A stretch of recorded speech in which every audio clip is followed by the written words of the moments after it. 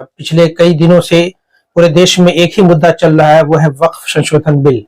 हालांकि time to time Narendra Modi की सरकार एक न एक ऐसे बिल और एक न एक ऐसे मुद्दे लेकर के आती रहती है जो 2-3 महीनों तक लगातार वो मुद्दा खबरों की एक सुर्खी बन करके रह जाती है। इसी कड़ी में एक मुद्दा जो वक्फ संशोधन बिल आया है, वो बिल को लेकर के पूरे देश में जो है ना एक अजब सा माहौल बन गया है।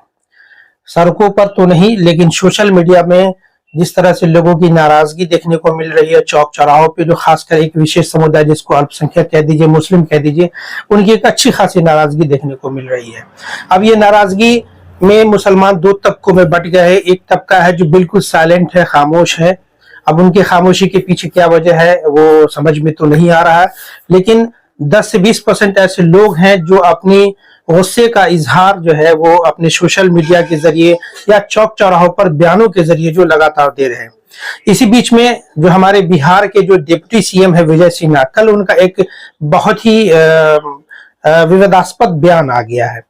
देखिए है क्या कि अभी जिस परिस्थिति से ये देश गुजर रहा है, अल्पसंख्यक समुदाय यानी मुस्लिम समुदाय पर जिस तरीके से ये वक्फ संशोधन बिल थोपा गया है, जबरदस्ती इसे लोकसभा और राज्यसभा में मेजोरिटी होने की वजह से इसको पास कर दिया गया है, तो एक तो नाराजगी अल्पसंख्यक समुदाय की थी ही, लेकिन उसमें विजय सिन्हा का कल का जो एक बयान आया है वो बयान जो है वो कह सकते हैं कि जख्म में नमक छिड़कने से कम नहीं, बल्कि बयान क्या कहे आप उसको सीधे तौर पर धमकी दे सकते हैं।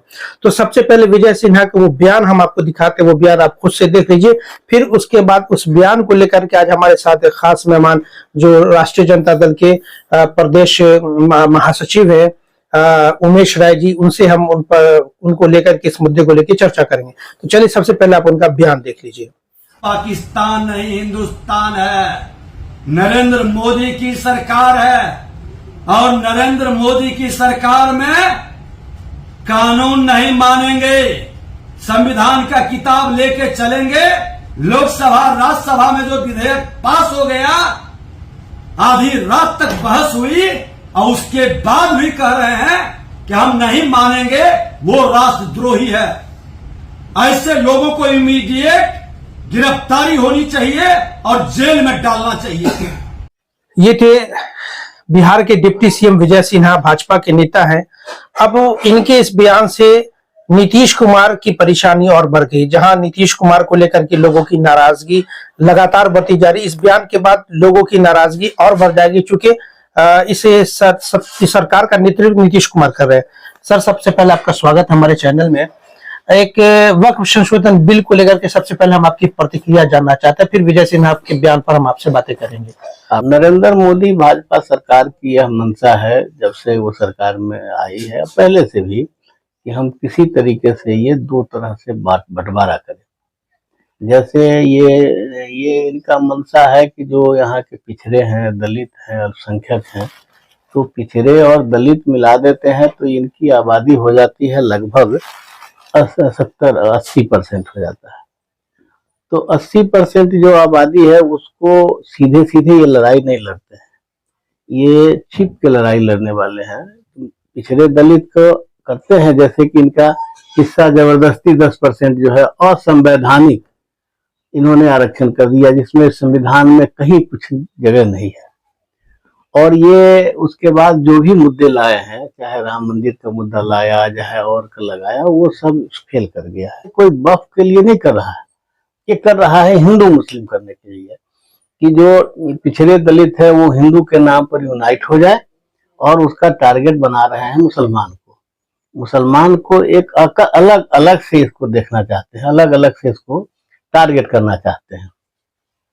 अगर करना था तो जितने मठ हैं, जितने मंदिर हैं, जितने और सब जमीन है, सभी जितनी सरकारी संपत्ति है, उस सब की एक कमेटी बना देते, और एक तरह की कमेटी होती तो किसी को एतराज नहीं होता। लेकिन सिर्फ मुसलमानों का टारगेट करना ये कोई मतलब नहीं है, इसका कोई वजह नहीं है। जो मुसलमान है, हमारे दर्शकों को एक लाइन में यह बताइए कि इस बिल से देश का क्या भला होने जा रहा है? ये देश के भला करने के लिए थोड़ी बिल बना तो फिर इस तरह की बिल का लाने का फायदा इसलिए कि एक तरह से तनाव बढ़े, हिंदू मुस्लिम का दंग का माहौल बने, इसके लिए ये कर रहे हैं। ये कोई थोड़े ही कर रहे हैं कि इससे पहले धारा 370 आया, इससे इससे पहले जो है एनआरसी सीए का मामला आया, इससे पहले जो है वो 3 तलाक का मामला आया, अब ये आपको लेकर के आ गया वक्फ संशोधन बिल।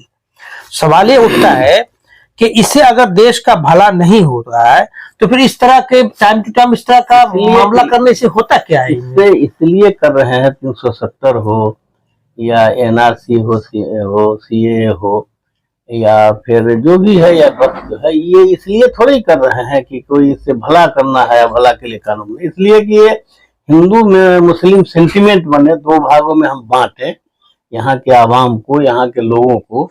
और लोग जो है यहाँ की जनता क्यों नहीं समझ पा रही? जनता खूब समझ रही है, जनता नहीं समझ रही ऐसी बात नहीं, खूब जनता समझ रही है। और समझ यही नहीं रही है, बल्कि जो अन्य जो हम दल के लोग थे जो अपने को सेकुलर कहते थे, जैसे नायडू जी थे, चंद्रबाबू नायडू थे, नीतीश कुमार जी थे, आपको चिराग पासवान जी थे, मांझी जी थे, और ये जयंत चौधरी थे। ये लोग के मन में, लोगों के मन में था कि साहब ये लोग जो है सेकुलर है। इनका तो पर्दाफाश हो गया, बेपर्दा हो गया कि साहब ये सेकुलर नहीं है। Doctor Nawaz dental, skin, hair and laser clinic Darbhanga. इस क्लिनिक में बाल झड़ना, डैंड्रफ, गंजापन, पिंपल, चेहरे पर झुर्रियां एवं दाग धब्बे, सफेद दाग के निशान, चोट के निशान, चेहरे पर कालापन सहित हेयर ट्रीटमेंट और दांतों का संपूर्ण इलाज होता है। हमारे 2 क्लिनिक है, पहला क्लिनिक नियर मिल्लत कॉलेज रहम खां दरभंगा और दूसरी clinic Gangwara near Mithila power mill Darbhanga. कल कुछ लोग ये कह रहे थे कि नीतीश कुमार, बारी सिद्दीकी साहब का भी एक स्टेटमेंट आया है कि ये जो समर्थन है वो एक अस्वस्थ नीतीश कुमार का है, स्वस्थ नीतीश कुमार रहते तो कभी समर्थन नहीं करते। आप हम नहीं जानते हैं कि वो स्वस्थ है कि अस्वस्थ है। अस्वस्थ रहते तो अस्पताल में रहते, अलग होकर रहते। मुख्यमंत्री के पद पर रह के कहे कि अस्वस्थ हैं, इस बात को मानने से कतई हम तैयार नहीं। कहीं न कहीं नीतीश कुमार को अंदरूनी तौर पर ब्लैकमेल करके इस तरह का समर्थन तो नहीं लिया? कुमार जी को मैं पिछले 50 साल से जानता हूं और मैं इस बात को अभी कहना उचित नहीं समझता हूं। मेरे बहुत करीबी मैंने सहयोगी में से रहे हैं, हम लोग साथ रहे हैं। बल्कि आपको बता दें कि जीवन का 30 साल 40 साल का जो समय रहा है कि हम लोग एक ही प्लेट में खाते पीते भी रहे हैं। राजनीति में हम लोग बहुत करीब में से क्लोज फ्रेंड्स जैसे टाइप के लोग। आपको क्या लगता है कि दबाव में लिया हुआ उनका समर्थन है क्या? अब तो वो वही कहेंगे, तो मजबूर है ना।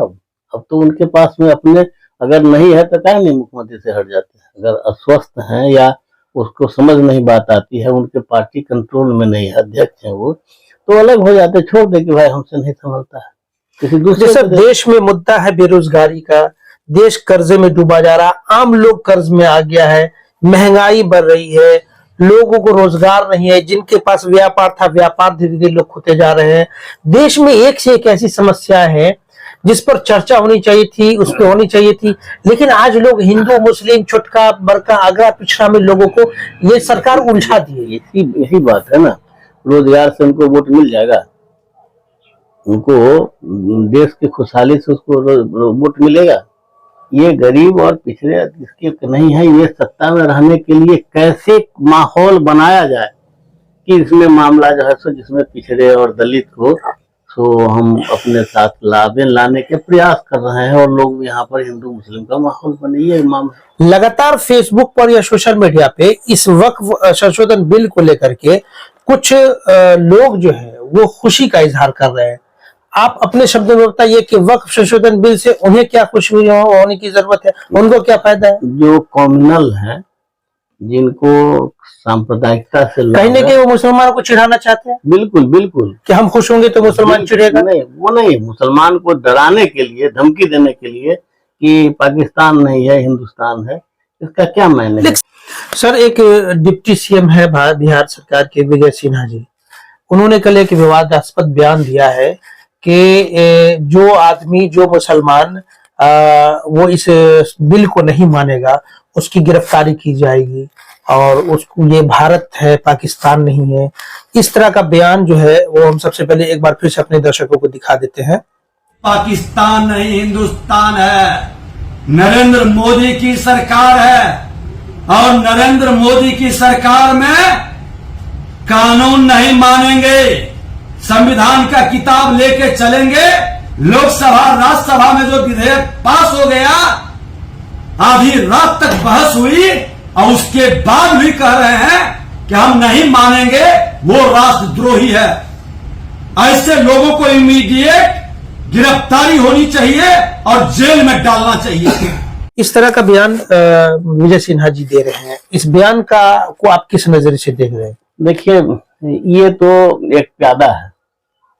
विजय सिन्हा कोई लीडर बीजेपी का नहीं है, एक प्यादा है। लेकिन संवैधानिक पद पर बैठे हुए हैं। संवैधानिक पद को माने तब ना, उसको गरिमा है, उसको सम्मान करे तब नहीं। तो इतना फुहर हमने सुना है अभी कि इतना फुहर बयान उनका है और किसी डिप्टी सीएम को यह शोभा नहीं देता है। कहीं न कहीं खुले तौर पर ये धमकी दे रहे हैं मुसलमानों को। इनके धमकी दे, इनकी अपनी औकात नहीं है कुछ। ये लोग जो है आज है कल रहेंगे कि नहीं, इनको पता नहीं है। जिस दिन पिछड़े और दलित अकलियत एक साथ जो जुट जाते हैं तो इनको पता चल जाएगा, पूरे बीजेपी को पता चल जाएगा। जैसे आपके जो ये सेकुलर, जो नकली सेकुलर लोग थे, जो जिसमें नीतीश कुमार है, चंद्रबाबू ने, चिराग पासवान है, जयंत चौधरी है, तो ये जो 5 जो है, ये सब इन लोगों का तो कलर खुल गया। सब लोग समझ गए हैं कि ये कितने सेकुलर है, क्या कि कम्युनल है। तो इस तरह से विजय सिन्हा वगैरह की कोई औकात नहीं है कि कोई बहुत बड़ा कुछ कर लेंगे। तो लेकिन उनके इस बयान से तो मुसलमानों का एक तबका डर तो जाएगा। इनको बूझेगा, मुसलमान समझता है कि ये फुहर लोग है, कुछ वो बोल सकता है। ये फुहर लोग नहीं होते तो इस तरह का धमकी देना एक डिप्टी चीफ मिनिस्टर बिहार से का, ये अशोभनीय लगता है। हम इसकी निंदा करते हैं, क्योंकि जितनी भी निंदा की जाए वो कम है। इनका मजाल है कि किसी को गिरफ्तार करके बता देते, हम बताते हैं, हम विरोध करते हैं इस बिल का, हमको गिरफ्तार करें। इस समय ये घर में डूबे हुए थे, उस समय हम निशा में रह के इमरजेंसी झेले हैं। क्या कर लेंगे? हमारा कर ले क्या? हम चैलेंज करते हैं कि हमको गिरफ्तार करें, हम विरोध करते हैं। ये सैंक्शन हो जाएगा, ये पास भी हो जाएगा, तभी हम इसको नहीं मानेंगे। ये हमको किसी मुसलमान से कोई एलर्जी नहीं है और मुसलमान से हमारा कोई नुकसान नहीं किया, ना हमारे रिजर्वेशन के खिलाफ। हम शरद यादव का वो बात हमको आज भी याद करते हैं और मैं सुना देना चाहता हूँ।